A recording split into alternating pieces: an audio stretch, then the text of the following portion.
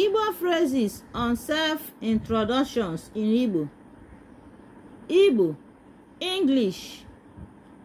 Ndewo. Kedu ka ị mere? Ndewo. Kedu ka ị mere? Hello. How are you doing? Aha m bụ Ego. Aha m bụ Ego. My name is Ego. Ebi m na Lagos. Ebi m na Lagos. I live in Lagos. Enwere m ụmụnne nwoke ise. Enwere m ụmụnne nwoke ise. I have 5 brothers. Enwekwara m ụmụnne ndị nke nwanyị ise.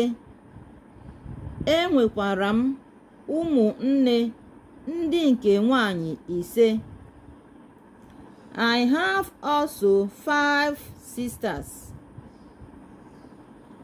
Abụ m onye nke ikpeazụ. Abụ m onye nke ikpeazụ. I am the last one. Adị m afọ 10. Adị m afọ 10. I am 10 years old. Anọ m na ogo klaasị nke ise. Anọ m na ogo klaasị nke ise. I am in class 5.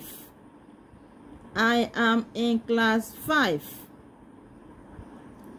Abụ m onye nwanyị. Abụ m onye nwanyị.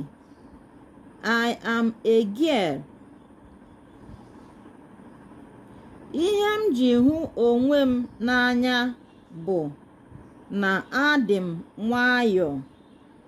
Ihe m ji hụ onwe m n'anya bụ na adị m nwayọọ.